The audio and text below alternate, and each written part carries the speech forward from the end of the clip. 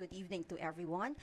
So ngayong hapon po, ating pag-uusapan, allow me to speak both in English and Filipino for the benefit of our audience since this is being streamed live. So we have also undergraduate students attending or watching our forum this afternoon. So I'll be speaking both in English and Filipino. So you can see the slide in our, as it is being streamed live. Now, the question we need to ask today is really the foremost in the minds of many. Is the arrest of former President Duterte legal? Now, I'm here to present the international law perspectives concerning the arrest of the former president. Now, that is the primary question. Can we move to the slide, please? Okay, next slide, please. Okay, so this is the question. Now you can see in your screen the question we seek to answer for today. Can we confirm that the slides are being seen online? Okay, so that I can continue. So the foremost question, as I've mentioned earlier, that we want to answer today is the arrest of the former president legal? Yun naman po ang gusto nating sagutin. Now, in order to do that, let's begin with some preliminary consideration. Next slide, please. Now, for those who are non-law students or non-lawyers watching our session or webinar this afternoon, I think it's important for you to understand that the Philippine Constitution provides that that international law is part of the law of the land. Okay? Article 2, Section 2 of the Philippine Constitution clearly provides that international law is part of the Philippine laws. Now, why is this important? Because the question that we are going to answer this afternoon cannot be answered by just looking at one type of law, meaning domestic law or our Constitution. I would like to submit that in order to answer this question, we need to do an harmonization. Kailangan po nating pagsamasamahin at tingnan, you have the domestic law, of course, you have the Constitution as part of that, and of course, international law. All these three should be brought together, harmonized, in order for us to be able to answer the question that we are faced. Now, next slide, please. So, the first thing I want us to answer this afternoon is, what is the ICC? You've been hearing about it. Everybody has been talking about the ICC. Pero ano ba ang ICC? Next slide. Okay. So, the ICC, the International Criminal Court, is based in The Hague. You've been hearing about The Hague. So what does it do? It investigates and, where warranted, tries individuals charged with the gravest crimes of concern to the international community, specifically genocide, war crimes, crimes against humanity, and the crime of aggression. So in Filipino, ito po ay isang korte, international na korte, na dumidinig ng mga kasong genocide, war crimes, crimes against humanity, and the crime of aggression. Now, we proceed to the next question. Does the ICC have jurisdiction to investigate and prosecute since we are no longer a state party? Why? Why did I pose this question? Because this is what many have been saying. Bakit pa ba tumitingin ang ICC sa Pilipinas, hindi na naman tayo bahagi nitong korte na to or ng kasunduan na to? Now, next slide, please. So, does the ICC have the jurisdiction to investigate and prosecute at least the crimes being leveled against the former president? The answer is yes. Bakit po? Article 127, kung titingnan po natin yung Article 127 ng ICC statute o yung kasunduan relating to the ICC, it provides that despite withdrawal from the ICC, it retains jurisdiction over incidents that happened during the time the state was a member. So you can see from the slide there is a copy of the Article 127 of the ICC for you to see yourself. Nakalagay po talaga yan. And for the Philippines, it is between, ano po ba yung period na miyembro tayo ng ICC? It is between November 1, 2011 up to March 16, 2019. So simply put, for the period that we were member, November 1, 2011 up to March 16, 2019, ICC has the right to look into incidents within that particular period, but only for that particular period, just to be clear, even if we withdraw from the statute. Now, bakit po ba yaan yung period na yan?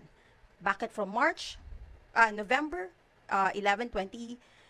1, 2011 up to March 16, 2019. The reason for that is because we deposited or submitted our notice for withdrawal in 2018. And according to this provision, it takes effect a year after. So that is March 16, 2019. So ngayon po, tama po kayo, hindi na po tayo bahagi ng kasunduan na ito. We are no longer part of the ICC. Now, next slide, please. It is also important to understand that even the High Court, the Supreme Court, has affirmed that indeed the ICC has the right to look into incidents that happened within the period na miyembro po ang Pilipinas. So, in the case of Pangilinan versus Cayetano, the Supreme Court affirmed the validity of Article 127 of the ICC statute. So, meron pong karapatan talagang tingnan ang tingnan ng ICC yung mga pangyayari sa period na yon. Ano po bang nangyari dyan sa Pangilinan versus Cayetano? This is a 2021 case. Now, just a short overview for the non-law students and for the general public to understand. In this particular case, yung mga petitioners o yung nagsampa po ng reklamo were asking the court kung pwede bang unilateral ang pag-alis ng ICC ng Pilipinas sa ICC. Ano po bang ibig sabihin ng unilateral? Meaning, it was the president who decided to opt out of the ICC. Bakit po ito katanungan? Because according to the Philippine Constitution, pag ang Pilipinas po ay papasok sa isang kasunduan, kailangan po ito ng concurrence ng Senado. And in this case, nag-opt out po ang Pilipinas from the ICC statute with the decision of the president, unilateral decision ng presidente. So tinatanong nila, pwede po bang mangyari na mag-opt out tayo nang walang concurrence din ng Senado? Sadly, the Constitution is silent as to what is the procedure for opting out. So yun po yung katanungan sa kasong yun. But this case came out in 2021, so tapos na po. Like, by the time na lumabas yung kaso, hindi na po tayo bahagi ng ICC dahil 2019 hanggang 2019 po lamang na tayo bahagi nito, March 16, 2019. Okay, next slide. So, was the Philippines given the opportunity to prosecute the case against the former president? I want to discuss this because katanungan ng mga tao, bakit hindi ba sa Pilipinas kasuhan na lang ang dating presidente? Bakit ba kailangan makarating pa tayo sa Hague or sa ICC? But unknown to many, the question is, were we given the opportunity to actually prosecute the former president here in the Philippines? Next slide. And the answer to this question is yes. The Philippines was actually given the opportunity to investigate and prosecute the former president. I want people to understand, kailangan po nating maunawaan na ang ICC statute nakasaad po yung tinatawag nating complementarity principle. Ano po ba ang sinasabi sa complementarity principle? Under Article 17 of the ICC statute, malinaw na malinaw po. Ang may pangunahing karapatan to prosecute and investigate violations is the country itself. Yung bansa po ang may pangunahing karapatan. And now, papasok lang po ang ICC pag ang bansa is unwilling or unable to investigate or prosecute. So ano po bang ibig sabihin nito? Next slide, please. So, here is a reproduction or the exact provisions of Article 17 of the ICC statute. Nakita nyo, papasok lang po ang ICC if the country is unwilling or unable to prosecute. So, ano po ba yung unable to? Meaning, meron na pong complete breakdown ng sistema. The judiciary is no longer functioning, and that is a situation na hindi naman po yan ang sitwasyon ng Pilipinas. Diba? Our judiciary is functioning. Now, we now go to the other criteria, unwillingness.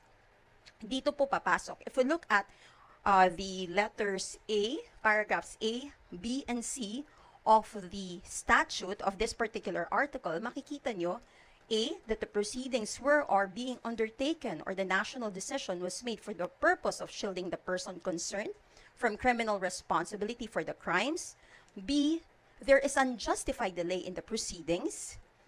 C, the proceedings were not or not being conducted independently or impartially. So dito po pumasok yung senaryo po ng Pilipinas.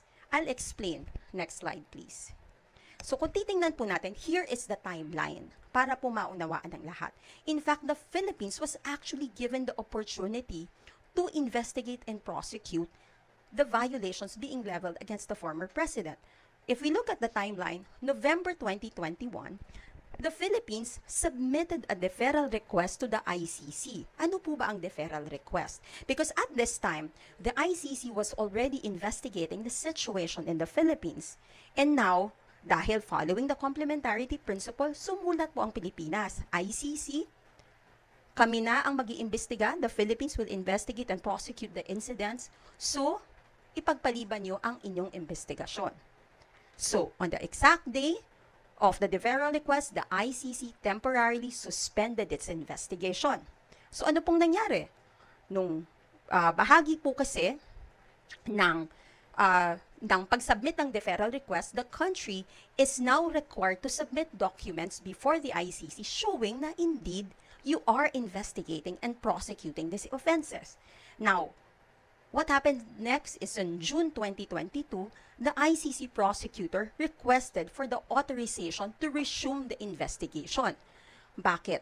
Because when they assessed the documents that were submitted by the Philippines, nakita po nila that, in their words, the investigation carried out by the government does not mirror the investigation to be conducted by the prosecution.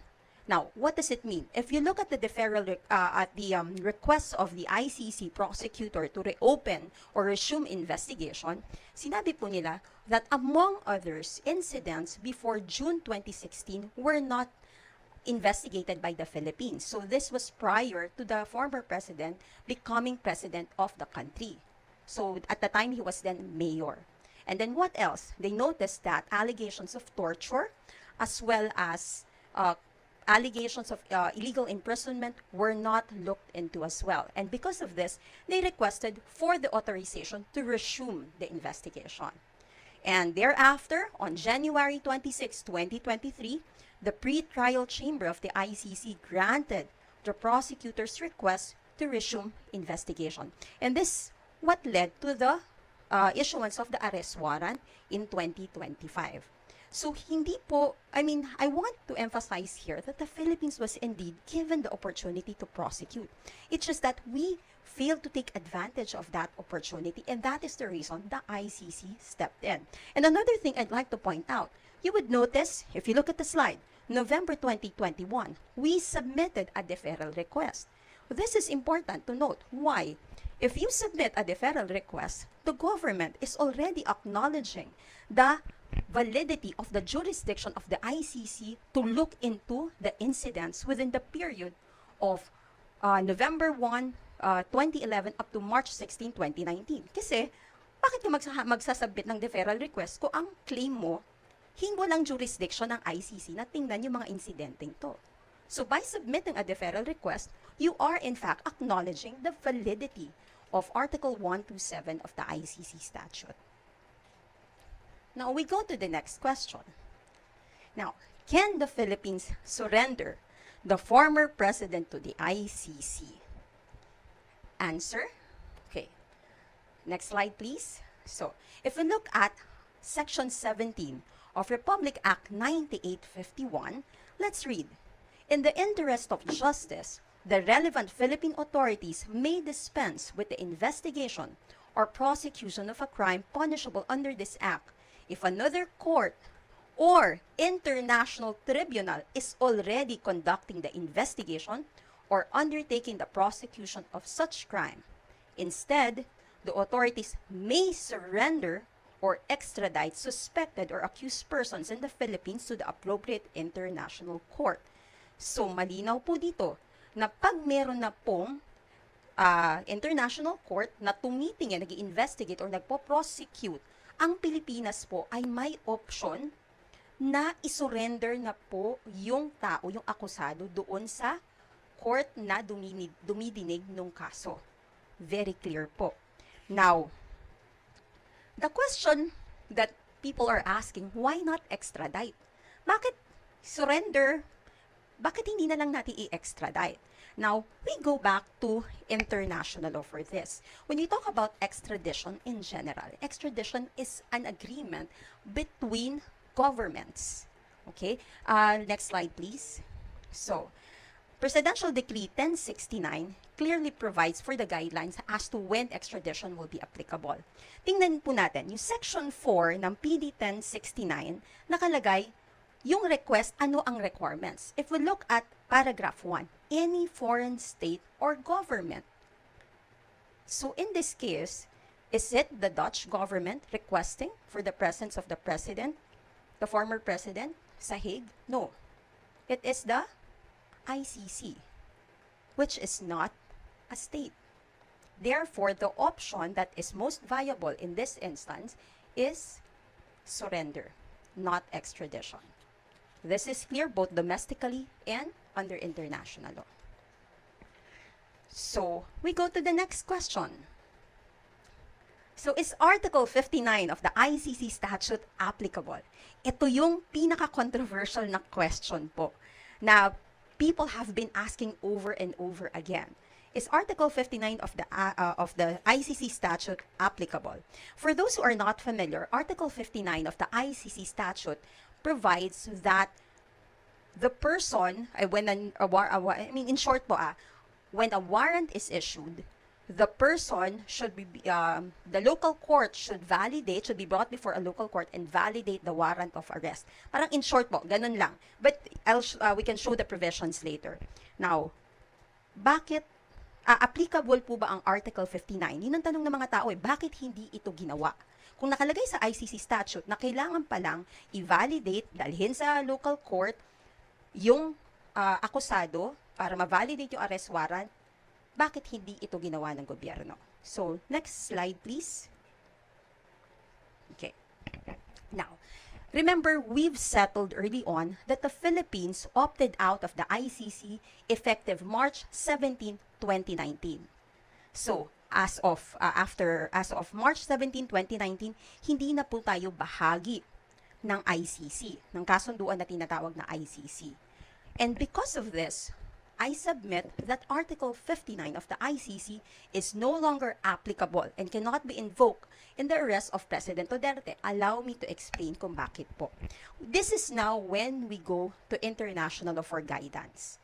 So, if we look, the first thing we need to look at is the Vienna Convention on the Law of Treaties. For non-law students and non-lawyers, the Vienna Convention of the Law of Treaties is a agreement that more or less provides guidance how we should interpret international agreements. Meaning, if states enter into agreements at merong questions doon, VCLT or the Vienna Convention of the Law of Treaties provides for guidance how we should interpret the same.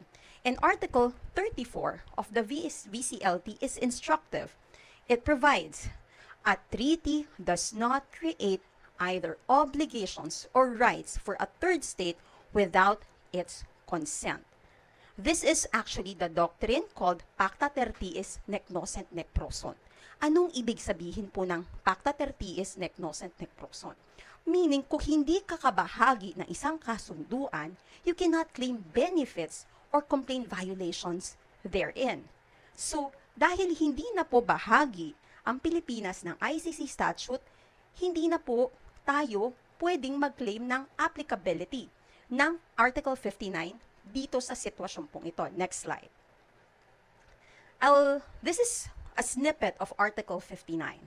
Now, Article 59 of the ICC statute, I want to emphasize this, talks about the duty of a state party to the ICC. It does not talk about the rights of the accused. Bakit po? Because the rights of the accused is actually provided for in another provision under the ICC statute, which is Article 67. So yung 59 po, it's the duty of a state party. Tingnan po natin. If you look at the snippet, it says a state party which has received a request. And in this case, the Philippines is no longer a state party. when the warrant was issued. And thus, I submit Article 59 no longer applies in this case following international law, concept of Pacta Tertiis nec nocet nec prosod, following Article 34 of the Vienna Convention on the Law of Treaties. Now, next slide, please.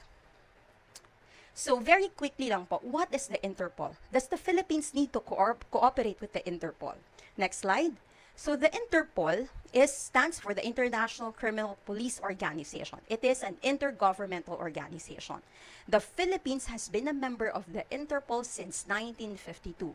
It is an organization that more or less endeavors to combat crimes, global crimes that cuts across borders, such as human trafficking and terrorism. Next slide, please.